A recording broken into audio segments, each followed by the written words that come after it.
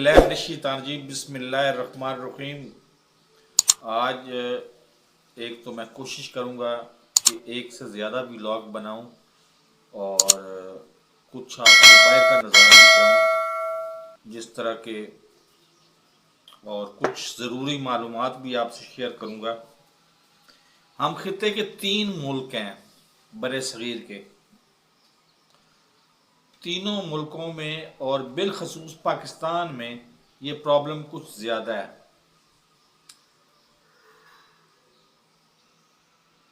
एक मुल्क तो खैर बांग्लादेश जिसका नाम है, वो 2050 में साइंसदान प्रिडिक्शन कर रहे हैं कि वो 2050 में सफाए हस्ती से ही मिट जाएगा, क्योंकि उधर हमारी जो क्लाइमेट चेंजेस आ रही हैं, अभी जो मौसमियाती तब्दीलियाँ हैं, उसकी वजह से उधर बहुत बड़े तूफ़ानों का खदशा है।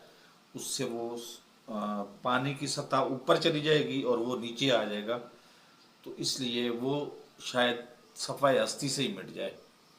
2050 तक 27 साल अभी पड़े हुए हैं, हमारी उम्र के मेरे ख्याल बाद में कहीं होगा वो कुछ जो कुछ होना होगा। दूसरा, इंडिया में मुकम्मल जमहूरियत है। पाकिस्तान में जमहूरियत होती है, महदूद जमहूरियत हम उसको कहते हैं, लेकिन वो महदूद जमहूरियत भी नाम की जमहूरियत होती है। असल में वो सारे के सारे आमरों से ज़्यादा बदतर सलूक करते हैं लोगों से। अब मसलन डॉलर 180 रुपये का था, मैं उससे बात शुरू करूँगा। ज़ाहिर है मैं पीटीआई का हमदर्द हूँ या पीटीआई का सपोर्टर हूँ या पीटीआई का वोटर हूँ, तो पीटीआई की बात शुरू करूँगा।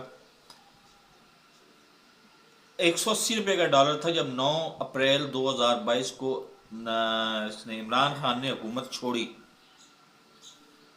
अब 100 रुपये का इजाफा हो, 100 रुपये का क्या, 120 रुपये का इजाफे के साथ 303 रुपये का डॉलर है।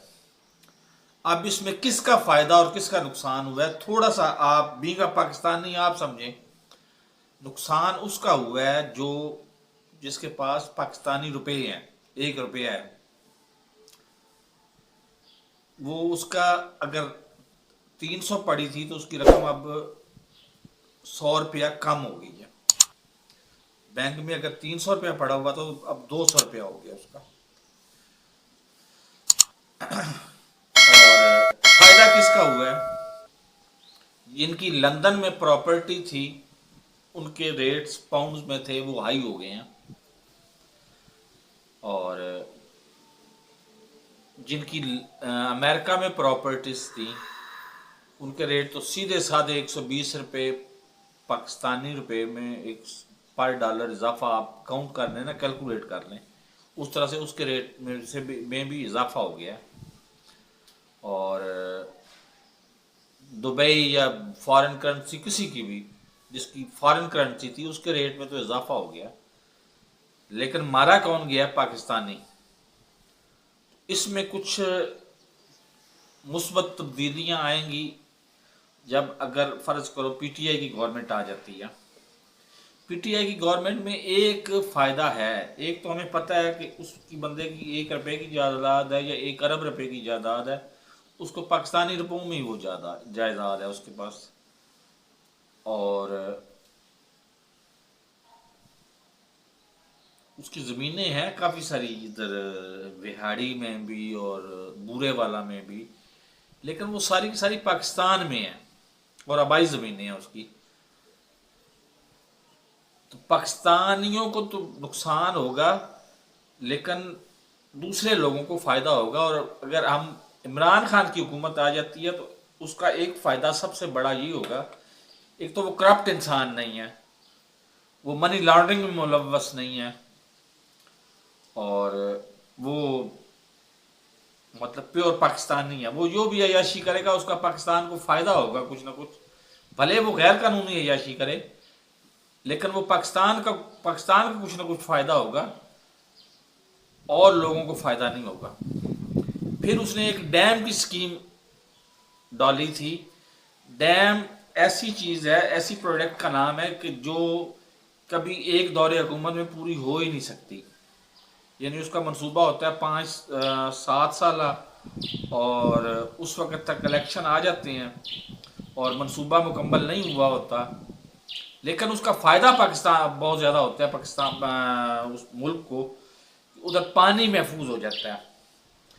ہم وہ قوم ہے اللہ کے فضل و کرم سے کہ ہم دوسری کال پہ اس بندے سے، جو بندہ خود منگوا رہا ہے پاکستان سے پیسے اور کھانے کے لیے پیسے منگوا رہا ہے، اس بندے سے دوسری کال پہ ہی پیسے مانگ دیتے ہیں۔ تو ہمیں بھی کچھ احساس کرنا چاہیے کہ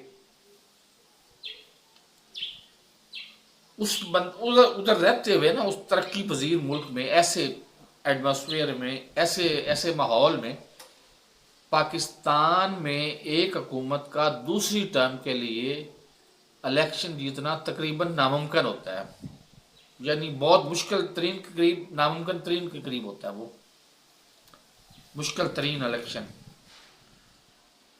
تو لیکن اگر سوچ سمجھ والے لوگ ہوں نا تو وہ اپریشیٹ کرتے ہیں ان چیزوں کو۔ مثلاً اس نے ڈیم بنانے کی کوشش کی، ڈیم بنانے کی کوشش اس وقت اس نے کی ایوب خان کے بعد، پہلی دفعہ اس نے ڈیم بنائے، اور ایوب خان نے بھی کتنے ڈیم بنائے تھے؟ 3 بنائے تھے، اور چوتھا وہ مطلب ویسی سیاست کی نظر ہو گیا تھا، کالا باغ ڈیم، اس نے وہ بھی بنانے شروع کر دیا تھا۔ تو وہ 10 سال کا منصوبہ تھا، یعنی 2 ٹرمز کے بعد تیسری ٹرم میں وہ ڈیم نے آنا تھا اور ہمیں سستی بجلی ملنی تھی۔ انہوں نے تو اللہ ماشاء اللہ، میں اب کیا کہوں کہ بجلی کی قیمتوں میں کم از کم 15 روپے پر یونٹ اضافہ کر دیا، کیونکہ انہوں نے وہی منصوبے دوبارہ سے جاری کر دیے ہیں کہ جو لوگ ڈیزل پہ چلتا ہے ایک پلانٹ، اور وہ پلانٹ نہیں چل رہا، اس کا منیمم کیپیسٹی ہے 200 یونٹ پر 24 گھنٹے میں 200 یونٹ۔ تو آپ پابندی ہے آپ کے اوپر، گورنمنٹ کے اوپر پابندی ہے کہ وہ پلانٹ نہ چلے، آپ کو ضرورت نہ ہو آپ نہ چلائیں، لیکن آپ 200 یونٹ کے پیسے اس کو دیں گے لازمی، پر منتھ، پر ڈے۔ تو کتنا یہ ظالمانہ اور احمقانہ ایگریمنٹ ہے، جس کا پاکستان کو تو نہیں، ملٹی نیشنل کمپنیوں کو ضرور فائدہ ہو رہا ہے۔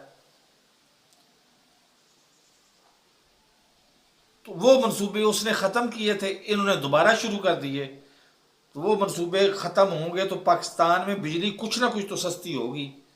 اور ڈیم اگر اس کو ہمت ہوئی تو وہ 5 سال میں ڈیم بنا لے گا، اور ڈیم سے پاکستان کے مستقل حالات بھی ٹھیک ہو جائیں گے۔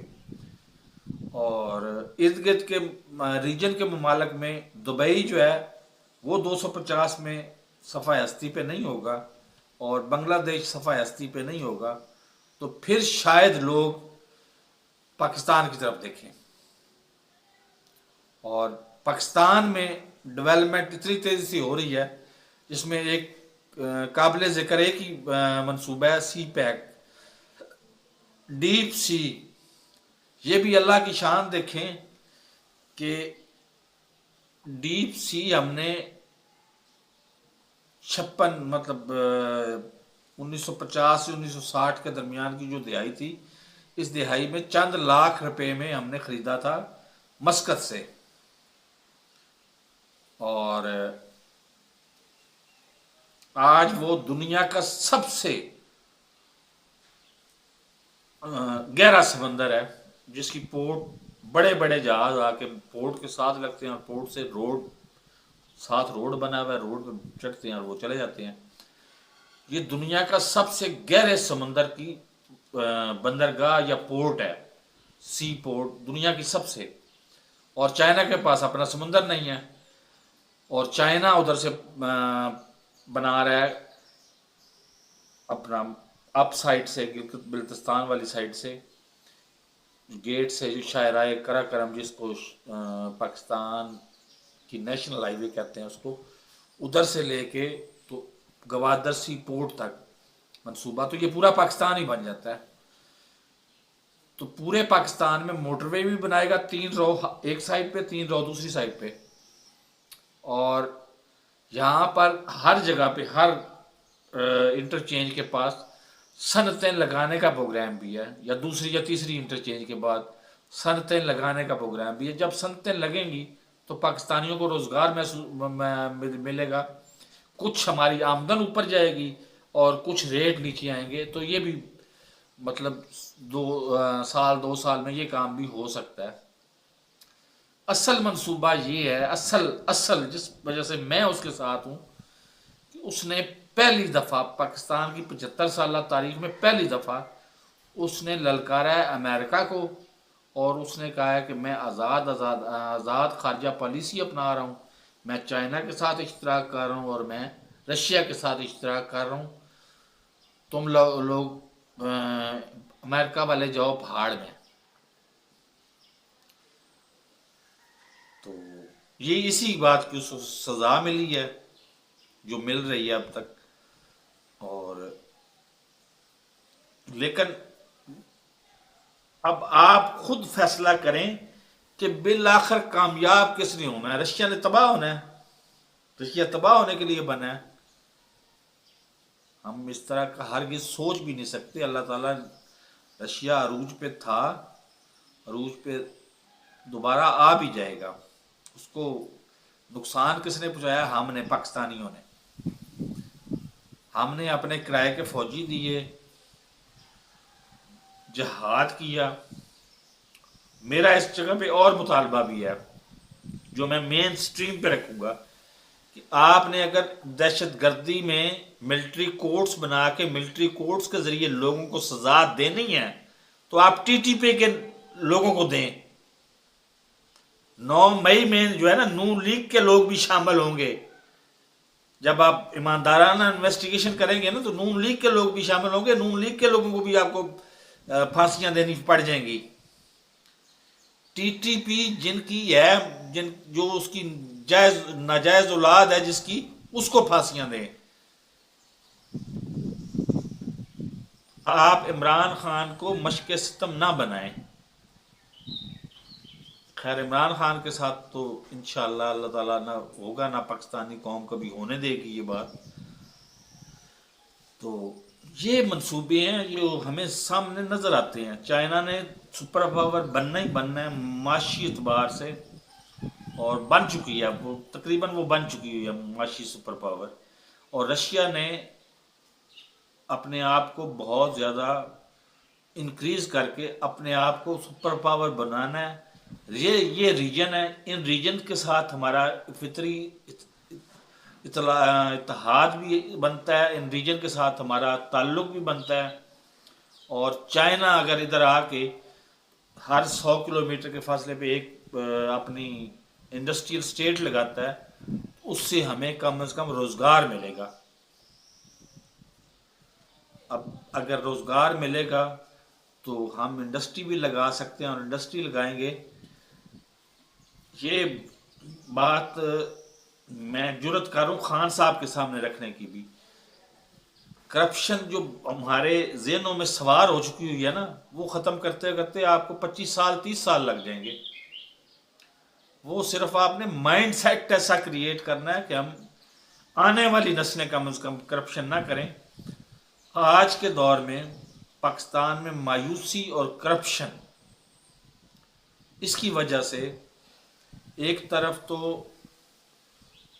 آج آپ کو پتہ ہے نا، ہفتہ 10 دن پہلے 400 سے زائد لوگ، 400 کے قریب لوگ پاکستانی، وہ جہاز کے سب سے نچلے حصے میں بھی بیٹھے، اور سمندر میں ڈوبی وہ کشتی، اور کشتی کے اندر وہ 400 کے 400 لقمہ اجل بن گئے۔ اس پہ پاکستانی حکومت نے ایک روزہ مگرمچھ کے آنسو بہانے کے لیے ایک روزہ سوگ کا بھی اعلان کیا اور کمیٹی بنا دی۔ ایک بات گر کی یاد رکھیے گا کہ جس کے بارے میں کمیٹی بن جائے نا، آپ اس کے بارے میں بالکل بے فکر ہو جایا کریں۔ اس مسئلے نے حل نہیں ہونا کبھی بھی، نہ ڈسکلوز ہونا ہے، نہ فائنڈ آؤٹ ہونا ہے، نہ مسئلہ۔ تو انہوں نے کمیٹی بنا دی، کمیٹی بن گئی۔ اس کے بعد اللہ ماشاءاللہ دوسری طرف داؤد ابراہیم، جس کے اوپر भारत के साथ हमारा 75 साल में सबसे बड़ा फड्डा यही रहा है कि दाऊद इब्राहिम को वो कहते हैं दहशतगर्द और हम कहते हैं कि वो सच्चा पाकिस्तानी और दुनिया का दौलतमंद तरीन इंसान है। दौलतमंद पहले नंबर पे तो नहीं आता, वो मेरा ख्याल है 12वें या 13वें नंबर पे आता है, 12वें या 13वें नंबर पे।